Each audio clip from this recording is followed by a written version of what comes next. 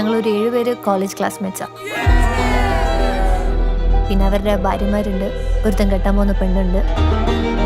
College കഴിഞ്ഞിട്ട് ഈ friendship ഇങ്ങനെ കണ്ടിന്യൂ ചെയ്യുന്നത് ദാറ്റ്സ് റിയലി നൈസ്. അവന്റെ കല്യാണം ലേറ്റ് ആയി ഇവരെല്ലാം കൂടെ കളിയാക്കുന്നതാ. നമ്മുടെ കൂട്ടത്തിലെ പെർഫെക്റ്റ് ജെന്റിൽമാനാ സിദ്ധു.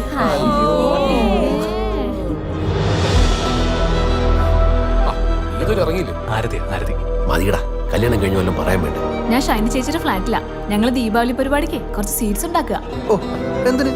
എന്താണ് ആവശ്യം ചെലവ്? ഇങ്ങനെ പിശുക്കി പിശുക്കി ജീവിച്ചിട്ട് എന്ത് ചെയ്യാനാ? ഒരു അടിച്ചു പൊളിക്ക് വേണ്ട. എത്ര കാശാണ് ആർഭാടം കാണിച്ച് പൊട്ടിക്കുന്നറിയോ? നിന്റെ പാർട്ടിയാ, അതുകൊണ്ട് മാത്രമാണ് ഞാൻ വരുന്നത്. ഇതിപ്പോ എന്റെ മാത്രം പാർട്ടിയല്ല, വേറൊരു സർപ്രൈസ് കൂടി ഉണ്ട്. അല്ല, ഇതെന്ത് 6 പെണ്ണുങ്ങളും 5 ആണുങ്ങളും?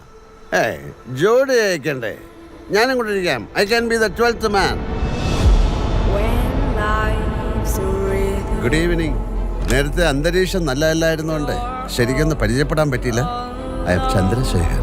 സാറേ, അവൻ ഉടായിപ്പാ. ഞാൻ ഇവിടുന്ന് പറഞ്ഞുകൂടായിരിക്കായിരുന്നു. എവിടെയോ കണ്ടു മറന്ന മുഖം. സാറേ, വൈകുന്നേരം മുതൽ അയാൾ നല്ല ഫിറ്റാണ്. ലേഡീസിനോടൊക്കെ ഭയങ്കര മോശമായിട്ടാണ് പെരുമാറിയത്.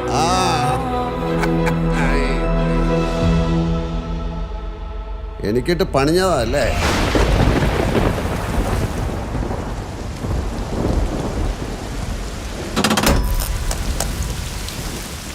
സാറേ, ആ വ്യൂ പോയിന്റിലെ പാറയിൽ ഒരാൾ വീണ് കിടപ്പുണ്ട്.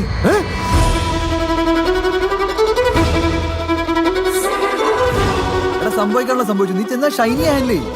ഇതൊരു വള്ളിക്കെട്ടായല്ലോ. സത്യം പറയാണ്ട് അവള് സിദ്ധാർത്ഥനെ വിടുമെന്ന് എനിക്ക് തോന്നുന്നില്ല. സത്യം എന്തായാലും അറിയേണ്ടതല്ലേ.